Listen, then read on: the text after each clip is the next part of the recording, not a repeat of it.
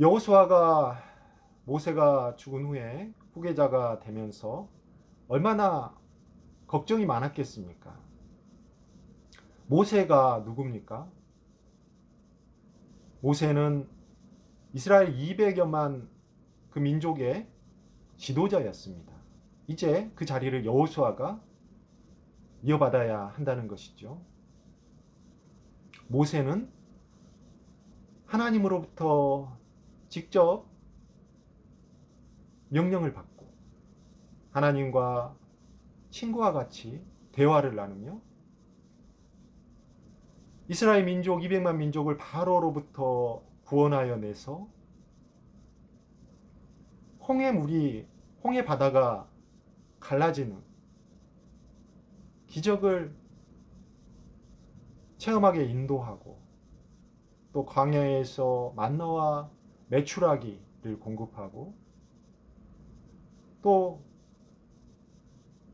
물이 나게 하고 또 시내산에서 십계명을 받고 또 내려올 때 얼굴에 광채가 나고 또 고라의 자손이 모세에게 대항했다가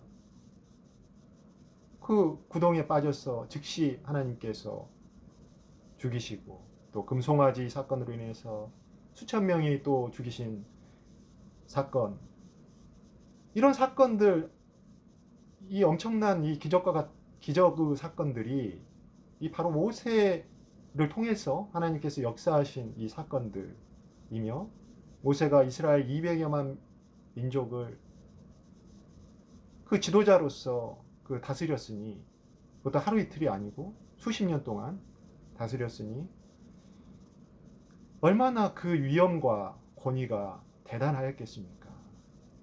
이에 반해서 여호수아는 뭐 이렇게 자세히 나와 있지도 않을 정도로 정말 초라한 그 자신의 처지를 절감하였을 것입니다.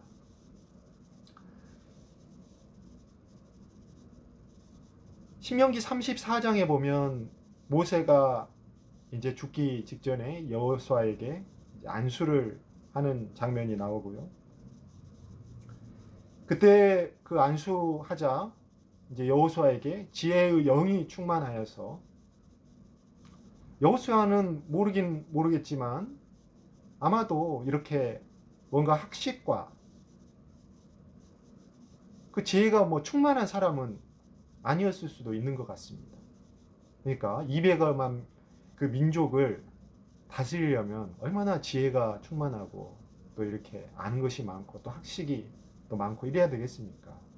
근데 이제 모세가 안수하자 이제 지혜의 영이 충만해서 이제 사람이 좀 달라진 것이죠. 그러니까 이스라엘 민족들이 이제 순종을 하였다. 이렇게 된 것입니다.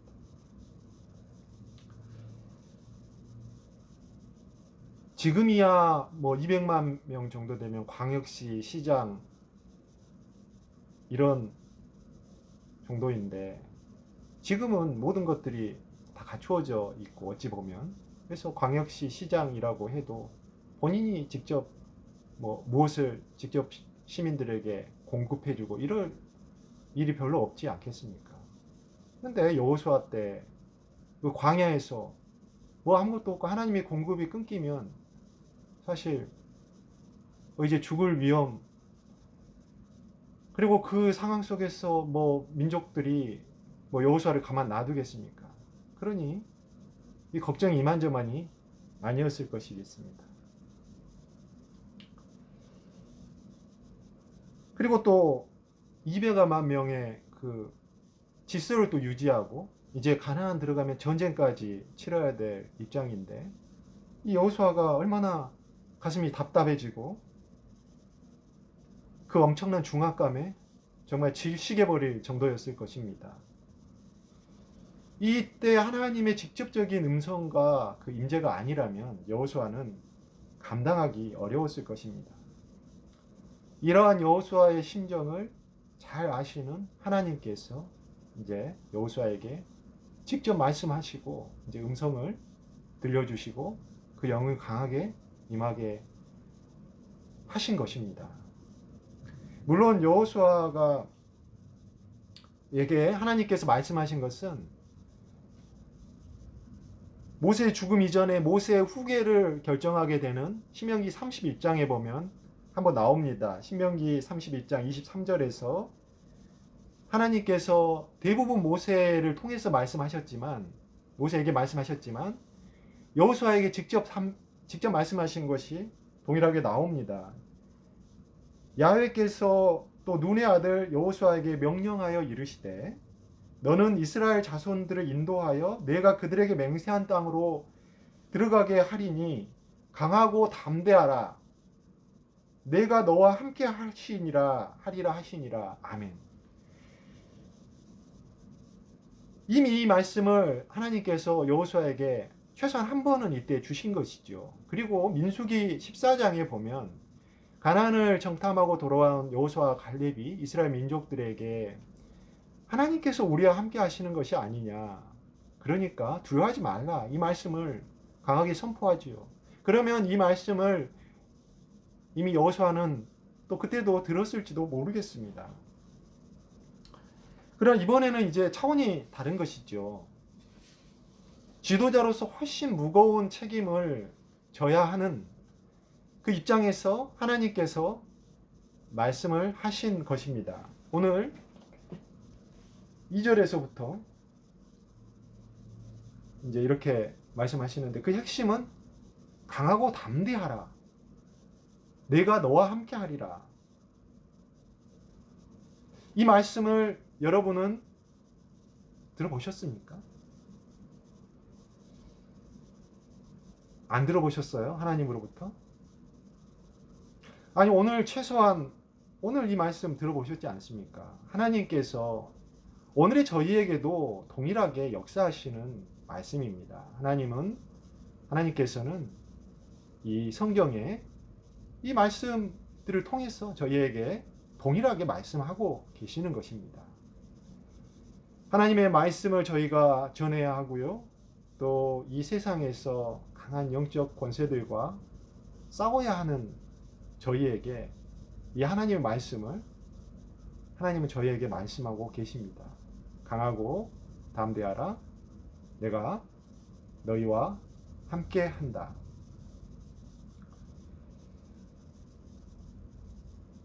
이렇게 여호수아에게 하신 이 말씀이 동일하게 예수 그리스도가 저희에게 하신 말씀으로 들리시는 그러한 축복이 임하시기를 예수 그리스도의 이름으로, 주님의 이름으로 바라겠습니다.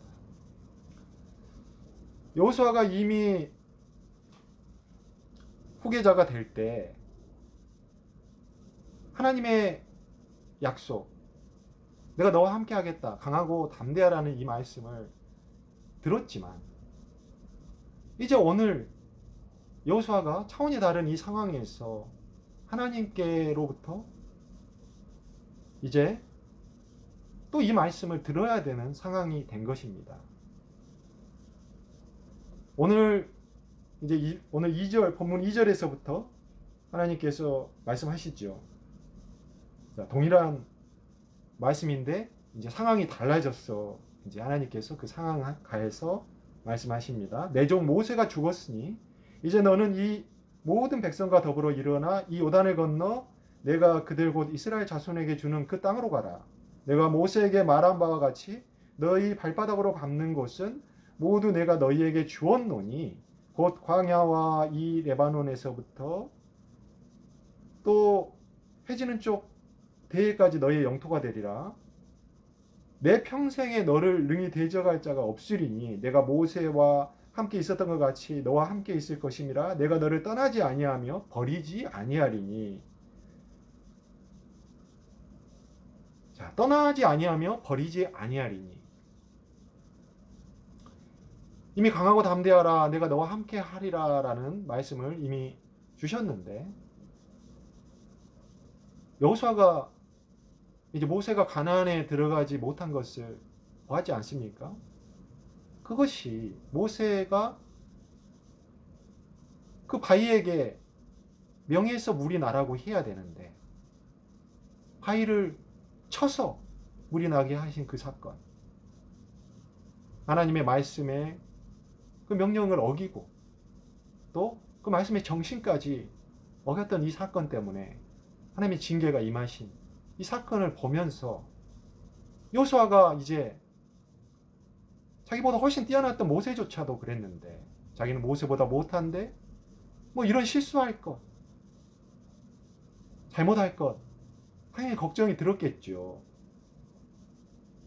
그 걱정을 하나님께서 미리 아시고 이제 너에게는 어찌 보면 모세와는 달리 떠나지도 않고 너를 버리지도 아니하겠다.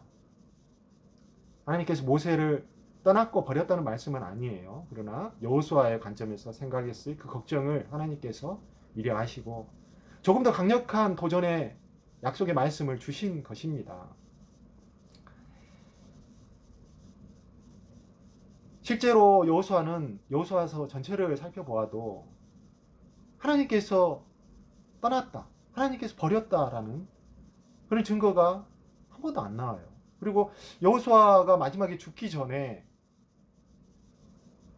백성들에게 하나님 야훼를 온전히 경외하고 온전히 섬기라. 그리고 그 하나님의 집에 온전히 거하라 라는 그 유언을 남기고 죽을 때까지 하나님께서 떠나지 아니하시고 이것이 여호수아의 유언이 됨으로써 이것이 예수 그리스도를 예표하게 된 것입니다. 예수 그리스도 또한 하나님을 온전히 섬기고 절대로 하나님의 말씀을 거역하거나 이렇게 어기지 않은 온전한 순종의 모습을 보이셔서 하나님의 집에 영원히 거하신 부활하신 주님이 되신 것이죠. 하나님께서 이렇게 강하고 담대하라고 함께 하시겠다고 하신 말씀은 하나님께서 함께 하신 절대적 주권자 창조주께서 함께 하신다는 이 말씀은 절대적인 힘입니다. 우리도 이 약속을 이미 받았습니다. 예수 그리스도께서 부활하고 승천하시면서 올라가실 때 내가 너희 세상 끝날까지 너희와 함께 할 것이니라 이렇게 말씀하시고 내가 이미 세상을 이겨오노라 아무것도 두려워하지 말고 염려하지 말고 강하고 담대하라 이 말씀 저희에게 주셨습니다. 저희가 이 하나님의 임재의 약속의 말씀을 굳게 믿고 두려워하지 않고 강하고 담대한 믿음을 가지시기를 주님의 이름으로 축원합니다. 마지막으로 살펴볼 것은 본문 7, 8절에 율법을 주야로 묵상하며 모두 지키라고 하신 말씀입니다. 오직 10절 8절 봅니다. 오직 강하고 득히 담대하여 나의 종 모세가 내게 명령한 그 율법을 다 지켜 행하고 우로나 좌로나 치우치지 말라. 그리하면 어디로 가든지 형통하리니 이 율법책을 내 입에서 떠나지 말게 하며 주야로 그것을 묵상하여 그 안에 기록된 대로 다 지켜 행하라. 그리하면 내 길이 평탄하게 될 것이며 내가 형통하리라. 율법을 항상 묵상하고 지켜 행하는 것은 하나님의 임재의 실제적인 보증이 되는 것입니다. 율법을 지킨다라고 하는 것은 율법의 행위뿐만이 아니라 율법의 정신까지 지키는 것을 말을 합니다. 모세가 율법의 행위뿐만 아니라 정신까지도 어기고 그 바위를 쳐서 물이 나게 하신 것. 여호수아는 끝날까지 하나님의 율법의 행위뿐만 아니라 정신까지도 지키었습니다. 죽을 때까지 하나님을 온전히 섬기고 그 하나님의 집에 온전히 영원히 거하게 된 것입니다. 그리고 이스라엘 민족에게도 죽기 전에 하나님의 율법을 온전히 지키고 그리고 하나님을 온전히 섬기라. 율법의 행위뿐만 아니라 정신까지도 지키라. 이것을 유언으로 남겨서 예수 그리스도의 예표가 된 것입니다. 그것이 하나님과 함께하는 복음의 진정한 모습이고요. 예수 그리스도께서도 저희에게 대사명을 남기실 때 내가 가르쳐 너희에게 가르친 것들 모두 지켜 행하라. 모두 가르치고 지켜 행하라. 내가 세상 끝날까지 너희와 함께 하시리라 말씀하셨는데 저희에게도 이러한 율법 온전히 순종하는, 행위뿐만 아니라 정신까지 온전히 순종하는 그러한 축복이 임하기를 주님의 이름으로 축원합니다. 말씀을